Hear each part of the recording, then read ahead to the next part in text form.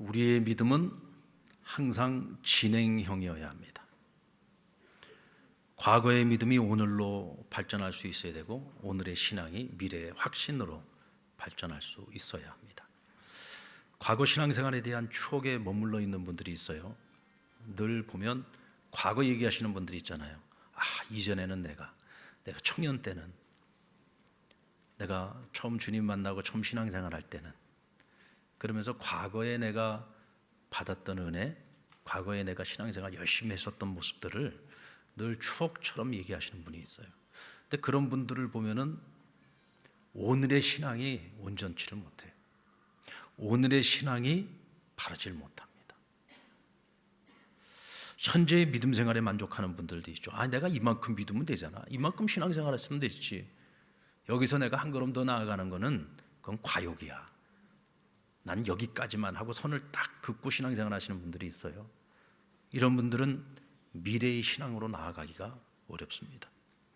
믿음 생활은 언제나 과거가 됐든 현재가 됐든 미래가 됐든 그 신앙이 진행형일 때 건강한 신앙생활을 할 수가 있습니다. 사울왕은 하나님께서 이스라엘 최초의 왕으로 택한 사람이었고 그렇게 세움을 받은 사람이었습니다. 그러니까 이스라엘에서 제일 복 많이 받은 사람이 사울왕이라고 할 수 있어요. 그는 한때 자기 주제를 아는 사람이었습니다. 굉장히 겸손한 사람이었어요. 나중에 제비를 뽑아가지고 왕이 되는데, 사실은 제비를 뽑는 건 하나의 절차였고, 하나님께서 일찍부터 사무엘을 통해서 그를 이스라엘의 초대 왕으로 세우고자 이미 하나님이 작정을 하고 계셨던 사람입니다. 그리고 이미 선출이 됐습니다. 그런데도 사람들 앞에 나서는 것을 두려워했고 숨어 있었다고 했어요. 저런 사람이 어떻게 우리 왕이 될 수 있느냐고 비난을 할 때에 그는 자기를 비난하는 사람들에 대해서 아무것도 하지 않았다고 했습니다. 이제 그만큼 나는 자격 없는 사람인데 내가 오늘 이렇게까지 되어진 모든 것들이 다 하나님의 은혜로 여길 줄 아는 사람이었고 겸손한 사람이었다는 거죠. 심지어는 하나님께서 그에게 성령을 부어주셔서 다른 선지자들처럼 예언을 하기도 했습니다. 그런데 문제는 사울의 신앙은 언제나 과거에 머무는 신앙이었다는 거예요. 과거에, 예전에는, 이전에는 겸손했어요. 그래서 하나님이 그를 택하셨어요. 겸손해서 하나님 그를 왕으로 세우셨고 겸손했기에 그가 하나님을 찾았어요. 그때는 아무 문제가 없었습니다. 근데 문제는 하나님께서 내미시는 손을 그가 딱 붙잡고서 하나님이 주시는 은혜와 복을 누리기 시작했습니다. 한 나라의 왕이 됐습니다. 권력을 주게 됐습니다. 세상의 부귀영화를 누리기 시작합니다. 문제는 이것을 감사함으로 알고 그 은혜에 합당한 삶을 살아가면 되는데, 이 사람이 집착이 생긴 거예요. 내게 주어진 권력을 이제는 잃어버리고 싶지 않았어요. 내게 주어진 세상의 부귀영화를 잃어버리고 싶지 않았어요. 그 집착이 그로 하여금 두려운 마음을 갖게 만들었고, 그리고 결국은 하나님 손을 놓아버리고 말았습니다. 하나님 손을 붙잡아서 모든 것이 주어졌는데, 그것 때문에, 주어진 복 때문에 그가 하나님의 손을 놓아버리는 순간에 그는 결국 하나님께 버림을 받는 신세가 되고 맙니다. 사울의 이야기를 쭉 살펴보면은 항상 그는 과거에 머물러 있어요. 오늘 현재의 신앙, 미래의 신앙이라고 하는 것을 전혀 찾아볼 수가 없다는 거죠. 한마디로 말해서 그는 진행형인 신앙이 아니었습니다. 과거에 머무는 신앙이었던 거죠. 여러분, 과거에 머무는 신앙은요, 그래서 믿을 수가 없습니다. 항상 흔들리게 되고 어느 순간에는 몰락할 수도 있는 겁니다. 사울의 문제가 꼭 남의 문제라고만 치부하기에는 오늘 우리의 모습과 사실 크게 다르지 않은 것을 보게 됩니다. 최근에 우리가 성도들과 교제를 나누고 있습니다. 소그룹에서든지 순모임에서든지 아니면 우리 친한 우리 성도들과 같이 만나서 차를 마시고 서로 대화들을 나눌 때 우리가 이런저런 얘기하면서 신앙적인 얘기들을 하지 않습니까? 그때 여러분, 우리가 서로 간에 자기 간증을 할 때 이전의 일들을 가지고서 간증을 하고 있는지, 아니면 지금 현재 내게 일어나고 있는 일들을 간증을 하고 있는지를 여러분 한번 잘 검토해 보시기 바랍니다. 우리가 늘 과거 얘기를 많이 하고 있다고 한다면 오늘 지금 현재의 나의 신앙생활은 하나님과 함께하고 있는 신앙생활에 있어서 지금 삐걱거리고 있는 거예요. 그러다 보니까 우리가 늘 얘기하는 게 자꾸 과거 얘기만 하는 겁니다. 이전에 열심히 했던 그때 시절, 예전에 내가 받았던 은혜만을 이야기하고 있는 거죠. 그런데 우리의 신앙은 지금도 현재 진행형이잖아요. 지금 내가 신앙생활을 하고 있습니다. 이전의 하나님과 지금 오늘의 하나님이 다른 하나님이 아니잖아요. 그러면 이전에 하나님께 받은 은혜가 오늘도 지금 내 삶 속에서 이루어지고 있어야 되고, 그래서 오늘도 우리가 간증을 나눌 때에는 오늘의 이야기들을 함께 나눠야 되는 것이 정상적인 것입니다. 간증이 뭡니까? 하나님께서 내 인생에 찾아오셔서 내 인생에서 내가 경험되어지는 믿음의 사건들을, 이 믿음의 사건들을 우리가 함께 다른 사람들과 나누는 것이고 고백하는 것이 간증이죠. 여러분들의 간증은 과거에 머물러 있습니까? 아니면 현재 진행형입니까? 어느 성도와 통화를 하게 됐는데요, 재밌게 통화를 하게 됐습니다. 제가 어느 여자 목사님하고 통화를 하려고 전화를 드렸는데 제 핸드폰에 이름이 2개가 있어요. 같은 이름이. 그래서 저는 그 여 목사님한테 전화를 한다고 눌렀는데 우리 교회 집사님한테 전화를 한 거예요. 목소리를 딱 듣는데 굉장히 홀리보이스가 나와야 되는데 아주 다소곳한 목소리가 나오더라고요. 이건 뭐지? 그리고 가만히 생각해 보니까 아하, 우리 같은 동명을 가지고 있는 우리 여집사님이 있지. 그때서 제가 빨리 깨달았죠. 그리고는 제가 아이고 오래간만입니다 집사님. 그래놓고 제가 미안한 거예요. 그래서 제가 이실직고 했어요. 사실 내가 오늘 목사님한테 전화를 하려고 했다가 집사님한테 전화를 하게 됐다. 그러면서 제가 퍼뜩 생각나는 게, 그런데 요즘 코로나 엔데믹으로 가면서 성도들이 다시 열심히 지금 나와서 예배드리는데 내가 집사님 잘 못 본 것 같아요. 제가 콕 집었죠.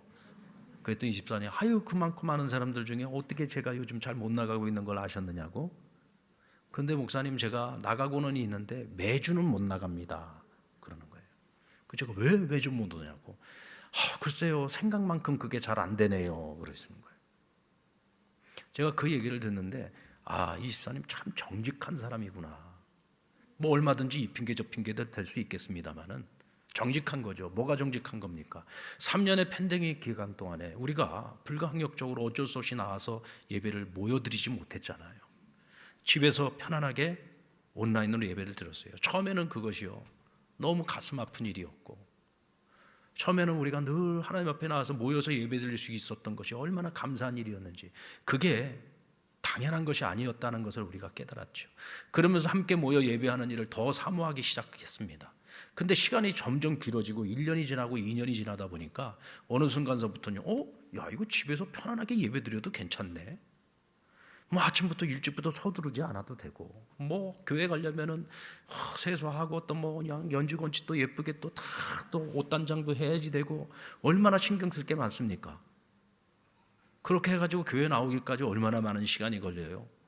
근데 그런 거 다 생략해도 되잖아요.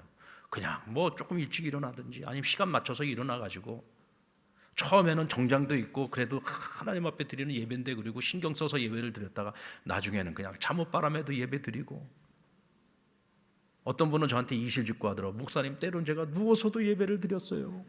소파에 들어넣어가지고 이렇게 그냥 핸드폰 들고 예배를 드릴 때도 있었다는 거예요.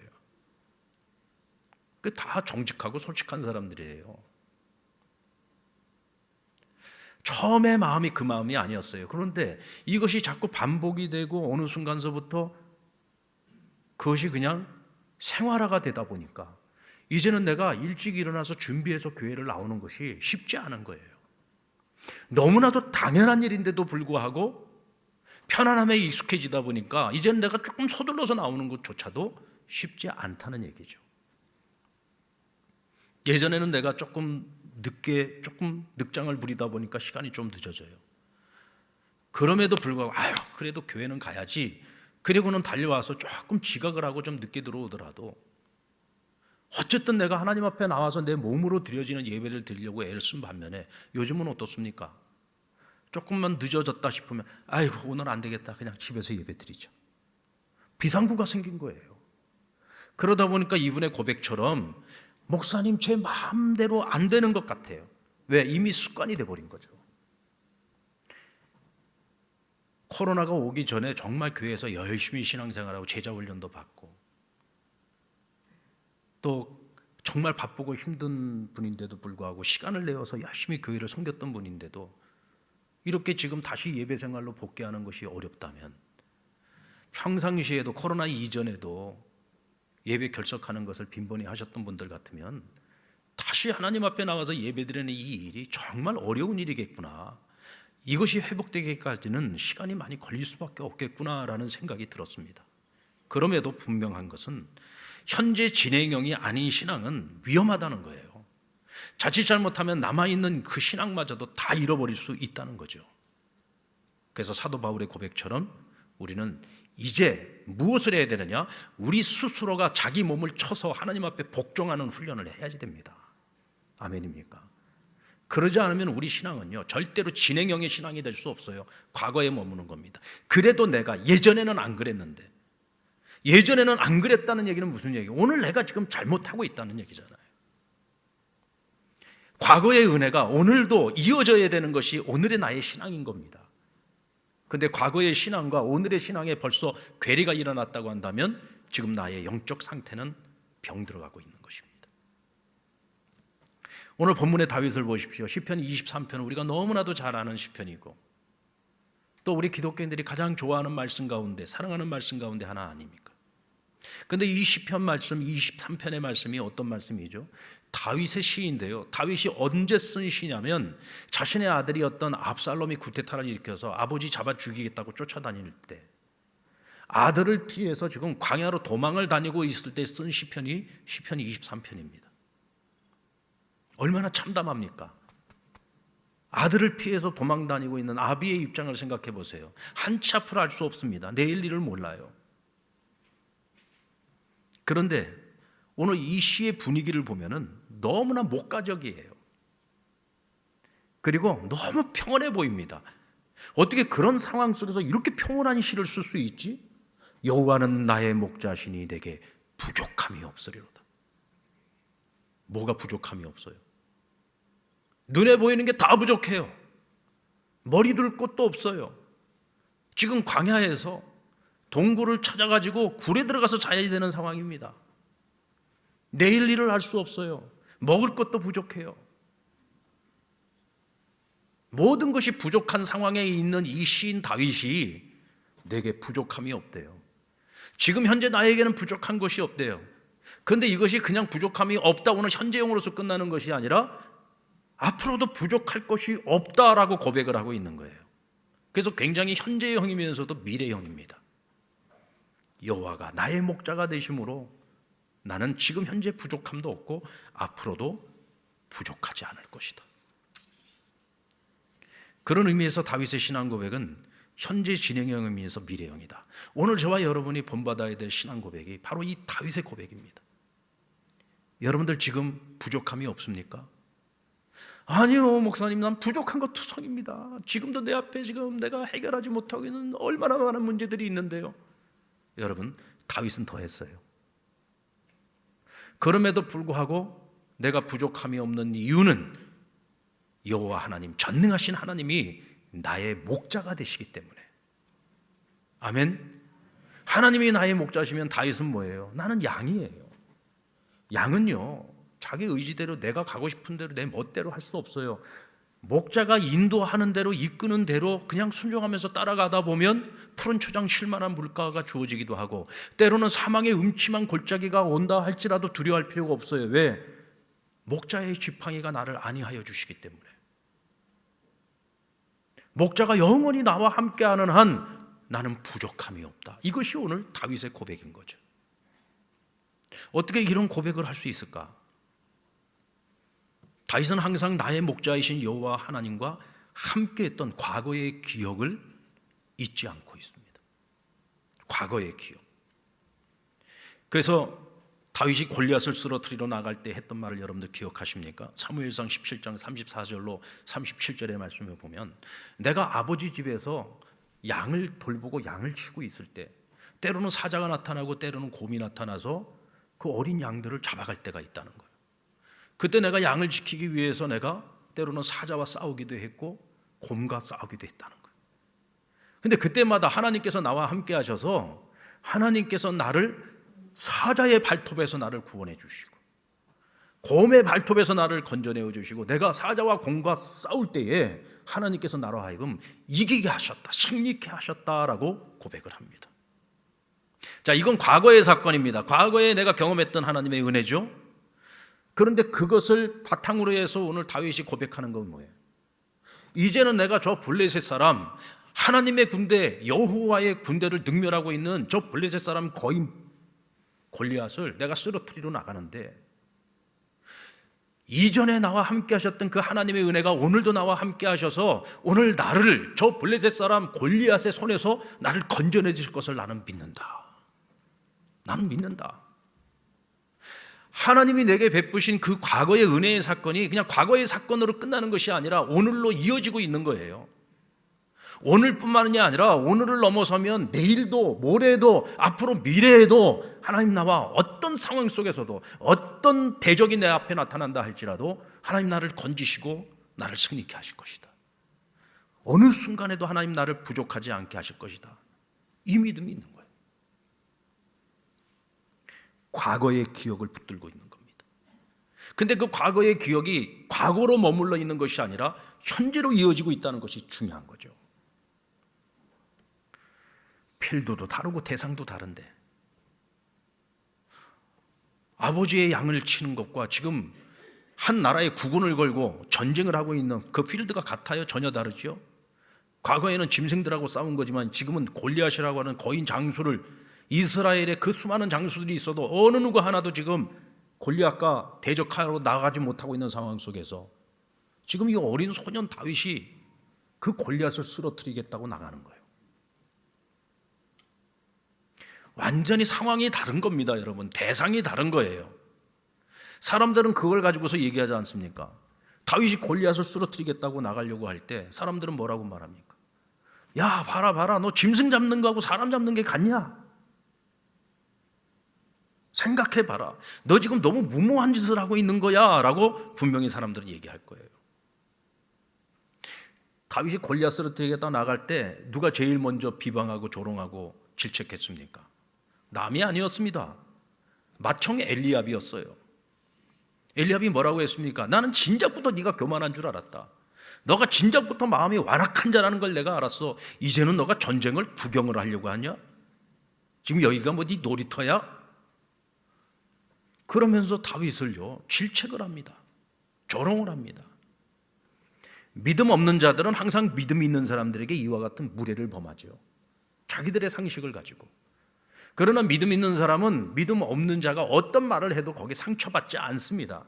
여러분들 때로는 뭐 믿지 않는 뭐 부모나 형제나 뭐 친척들이요, 너 그렇게 예수 믿는데 말이야, 예수 믿으면 뭐 하는 것보다 다 잘 돼야지, 너 예수 믿는데 왜 맨날 사는 게 그 모양이냐. 여러분들 그런 얘기 듣고요 마음에 상처받지 마세요.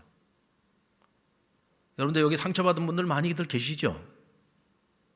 뭐 아닌 것처럼 하고 계셔도 제 눈에 다 보입니다. 우리가 살면서 그런 일들 많이 겪습니다. 우리가 하나님께 그런 기도도 많이 드려봤잖아요. 하나님, 내가 믿는 사람인데 믿는 내가 믿지 않는 다른 형제들보다 잘 돼야 되지 않겠습니까? 그래야 본이 되지 않겠습니까? 여러분, 꼭 내가 잘 돼야만 본이 되는 건 아닙니다. 하나님께서 나를 고난으로 연단해서 나를 훈련시켜서 나중에는 언젠가는 하나님은 나를 더 높이시고, 그런 나를 보면서 믿지 않는 형제들이 그런 나를 조롱했던 것을 부끄럽게 만드신단 말이에요. 우리는 그런 하나님의 자녀들이에요. 우리는 그런 하나님을 믿고 있는 겁니다. 아멘입니까? 우리는 믿지 않는 사람들의 말에 우리가 상처받을 일이 없어요. 왜? 믿지 않는 사람들은요 믿음의 세계를 모르기 때문에 하는 말이기 때문에 거기에 우리가 신경 쓸 필요가 없죠. 그러니까 믿음이 없는 자들이 100마디 말하는 것을 우리가 주의를 기울일 것이 아니고, 내가 경험했던 하나님의 은혜의 기억 단 한 가지만이라도 그것을 붙들고 살아가야 돼요. 그 은혜의 기억을 붙들고 오늘의 내 인생에 찾아와 있는 문제를 하나님께 맡기고 하나님을 찾고 하나님께 부르짖을 수 있어야 된다는 말입니다.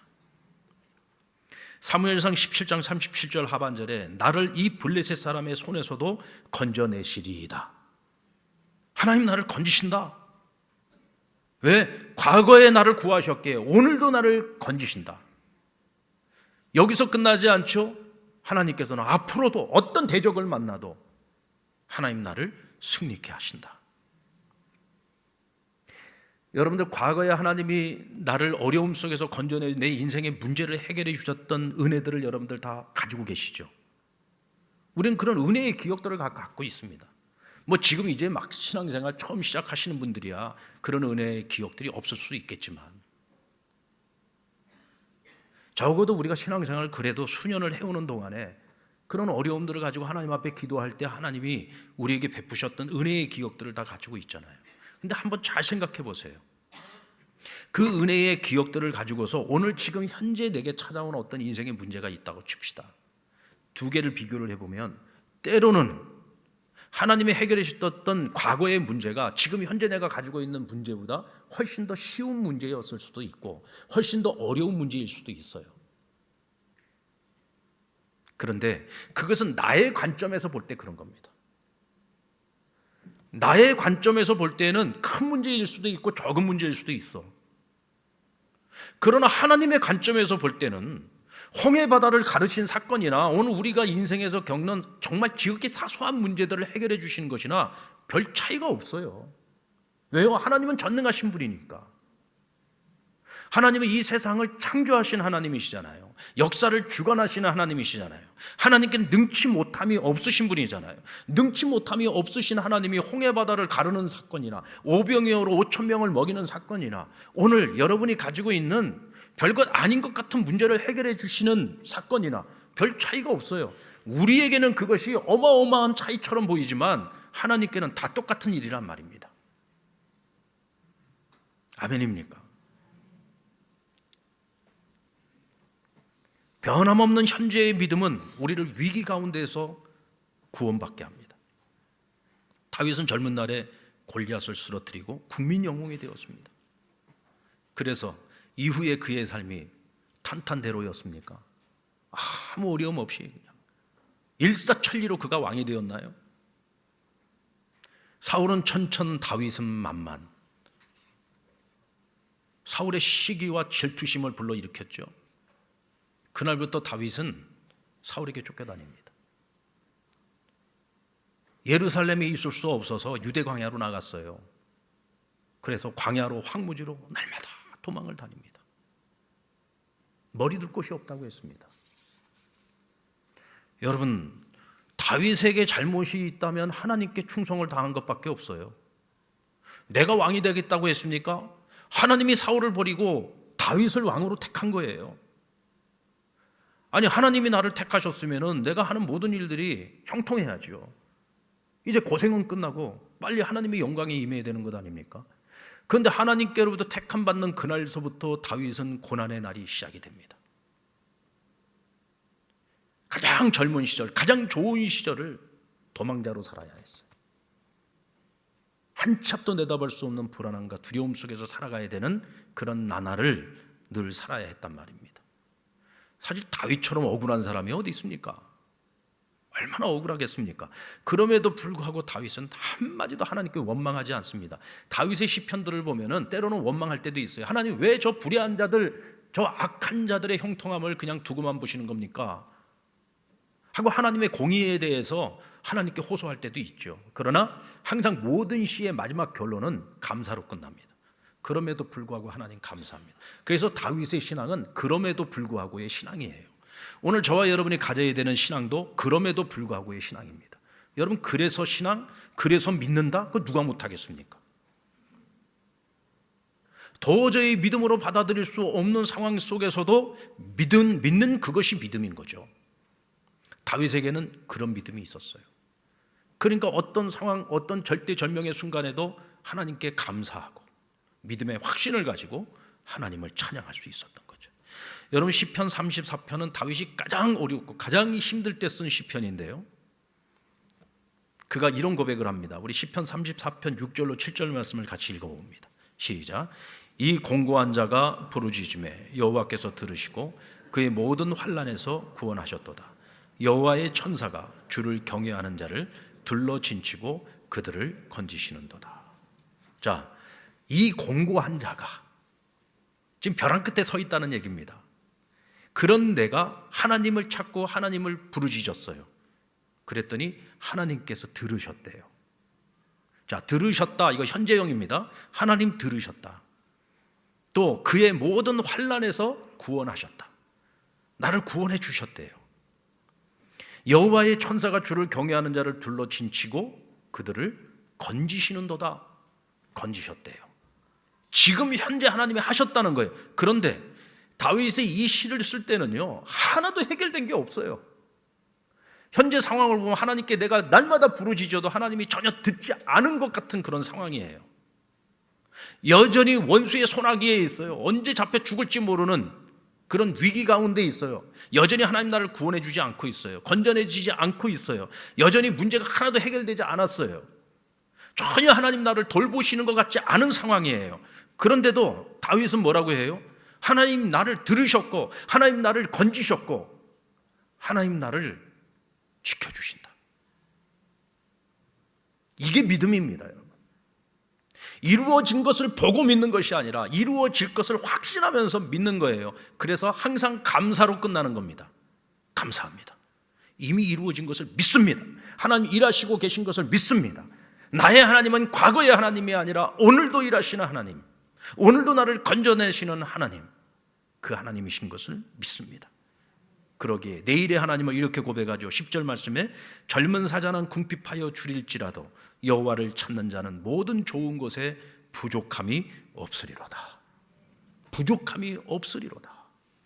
여호와를 찾는 자를 부족함이 없게 하신다. 이건 미래형의 고백이잖아요. 미래에도 여전히 변함없이.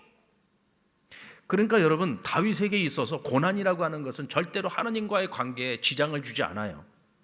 고난 때문에 나는 하나님 못 믿겠다, 나는 고난 때문에 하나님 버리겠다, 나는 이제 고난 때문에 하나님을 떠나겠다, 이렇게 얄팍한 신앙이 아니란 얘기입니다. 오히려 다윗에게 있어서 이 고난이라고 하는 것은요, 그에게는 축복이었어요. 믿음으로 볼 때 그것이 나에게 축복의 사건으로 받아들여지는 거예요. 왜? 고난 때문에 내가 하나님을 찾고, 고난 때문에 내가 하나님 없이는 살아갈 수 없고, 고난 때문에 나를 위해서 일하시고 건지시고 오늘도 나를 보호해 주시는 하나님을 이 고난 속에서 내가 볼 수 있으니, 그에게 가장 행복한 순간은 어찌 보면은 왕궁에서 그저 편안하게 주짐에 빠져서 즐거움에 빠져서 살아갈 그때보다 고난 가운데 있을 때, 광야 가운데 있을 때, 하나님 없이는 살아갈 수 없는 단 한순간도 살 수 없었던 그때, 그때가 바로 하나님을 만날 만한 때였고 하나님을 찾을 만한 때였다. 이사야 55장 6절에 너희는 여호와를 만날 만한 때에 찾으라, 가까이 계실 때에 그를 부르라. 무슨 얘기입니까? 고난의 때야말로 하나님이 나와 가장 가까이 있을 때요, 하나님을 내가 찾아 만날 만한 때라는 것입니다. 그래서 여러분, 시편 84편 6절 말씀에 보면은 다윗이 이런 고백을 합니다. 눈물 골짜기가 나에게는 은혜라는 거예요. 눈물 골짜기는 뭐예요? 고난 때문에 눈물을 흘리는 거죠. 눈물 없이는 걸어갈 수 없는 눈물의 골짜기를 내가 걸어가다 보면 하나님 나에게 많은 샘들을 만나게 해주셨대요.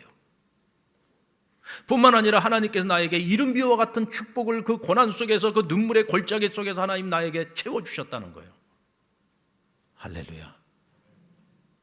여러분, 다윗의 이와 같은 신앙 고백이 저와 여러분의 고백이 될 수 있기를 주의 이름으로 원합니다. 이런 사람들은요, 세상이 절대로 꺾지 못합니다. 이런 사람들은요, 악한 영들이 절대로 꺾지 못해요. 사단이 절대로 그 사람의 의지를 꺾을 수가 없어요. 그러니까 사울에게 악신이 들어가서 사울이 그렇게 다윗을 괴롭히고 그를 꺾으려고 해도 꺾지 못하잖아요. 그런 의미에서 보면 다윗에게 미래라고 하는 것은 믿음으로 바라는 것들의 실상이라고 할 수 있습니다.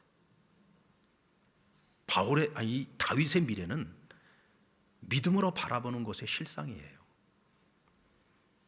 그러니까 가난할 때나 부자일 때나 형통할 때나 인생이 꼬일 때나 늘 감사하고 하나님을 찬양하죠.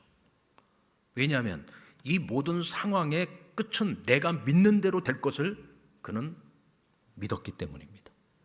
내가 믿는 대로 되는 거예요.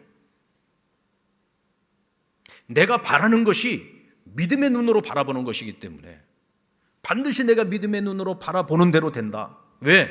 내가 믿는 하나님은 전능하신 분이니까. 그러므로 하나님께서도 그의 믿음을 실망시키지 않았습니다. 다윗은 사울을 죽일 수 있는 기회가 많았어요. 그 기회가 어떤 기회냐면 죽일 수도 있고 못 죽일 수도 있고 하는 그런 기회가 아니에요. 그건 기회라고도 할 수 없죠. 다윗에게 주어졌던 사울을 죽일 수 있는 기회는요, 마음만 먹으면 그건 100% 죽일 수 있는 기회였습니다. 그래서 누가 보더라도 이건 하나님이 주신 기회처럼 보였어요. 그러나 그 순간마다 다윗은 영리를 택하지 않고 순리를 택했습니다. 이게 무슨 얘기냐? 아무리 지금 사울이 미쳐서 날뛰고 있어도 저 사람을 왕으로 세운 이는 하나님이에요. 하나님께서 그에게 기름을 부어 왕으로 세우신 거예요. 그런데 내가 어찌 하나님이 기름 부어 세운 자를 내 손으로 죽여 내 손에 피를 묻힐 수 있겠느냐? 내가 왕이 되려고 한 게 아니에요. 다윗은요, 한 번도 자기가 왕이 되기 위해서 인간적인 방법으로 자기 스스로 왕의 자리에 앉으려고 한 적이 없습니다. 하나님이 그를 택하신 거예요. 그러니까 내가 사울을 죽여서 이 고난을 빨리 끝내고 내가 왕이 되어야 되겠다. 이건 인간적인 생각이죠. 그는 그런 생각을 버렸어요. 그리고 내가 왕이 된다면 그거는 하나님이 알아서 사울을 심판하신다면 그건 내가 심판하는 것이 하나님이 심판하셔야 되는 것이고, 내가 왕위에 올라서는 것도 그건 하나님이 하시는 것이지 내가 인간적인 방법을 동원해서 그건 할 수 없다. 그래서 영리를 버리고 그런 순리를 택했어요. 결국은 그가 하나님의 순리대로 나중에 왕이 되고 이스라엘이 가장 존경하는 성군이 되지 않았습니까? 사울은 어떻게 됐습니까? 그는 하나님의 뜻이 무엇인지를 알면서도 끊임없이 인간적인 방법으로 영리를 선택했잖아요. 하나님의 손을 잡고 가는 다윗과 하나님의 손을 놔버리고 인간적인 방법으로 살아갔던 사울의 인생의 결국을 보면 사울은 망하고 다윗이 흥하잖아요. 사울은 권력을 가지고 다윗을 쫓는데도 점점 그 주변에 있었던 사람들이 다 빠져나갑니다.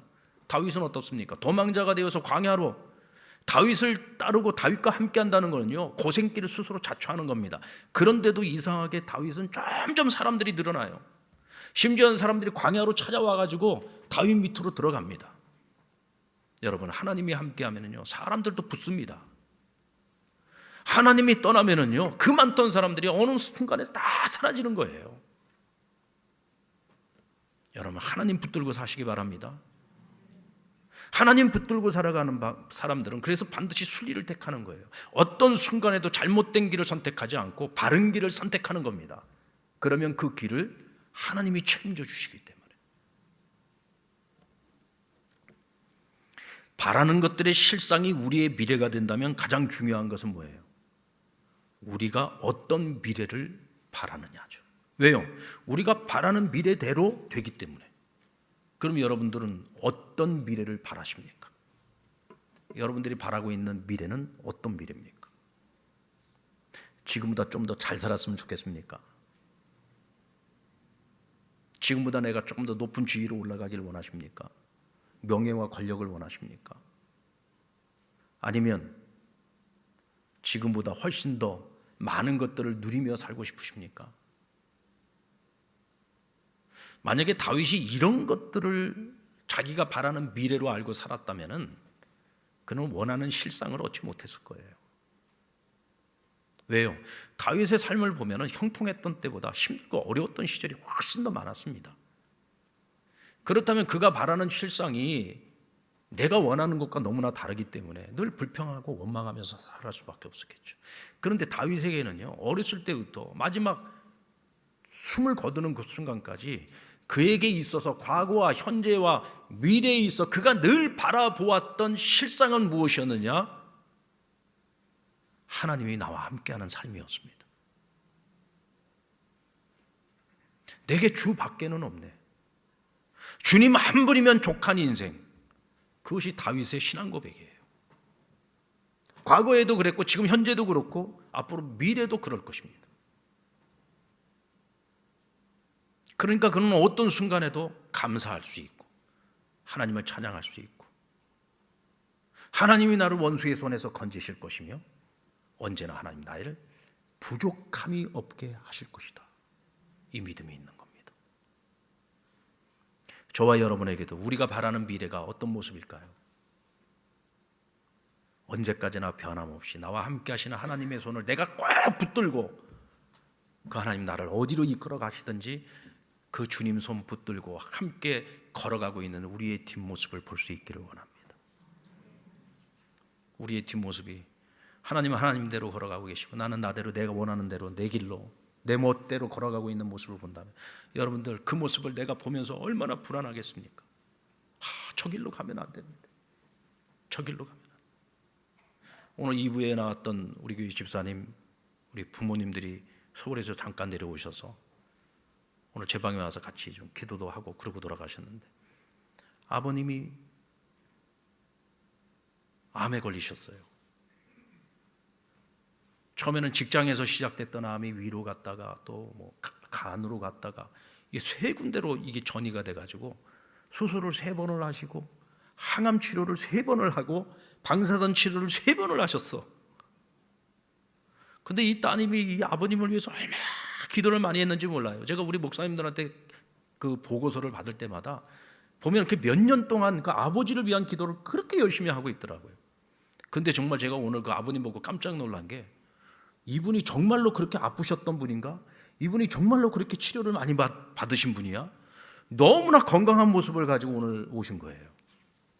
그래서 제가 오늘 같이 기도를 해드리는데 오늘 그런 고백을 하더라고요. 사실은 제가요 암에 걸리기 전에 교회 안 나갔습니다. 아내와 딸이 나를 위해서 그렇게 기도하는데도 제가 교회 안 나갔었습니다.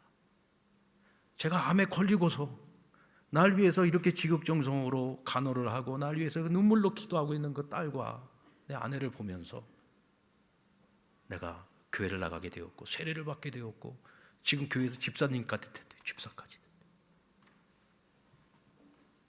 그러면서 가족이 다 같이 고백을 하는 거예요.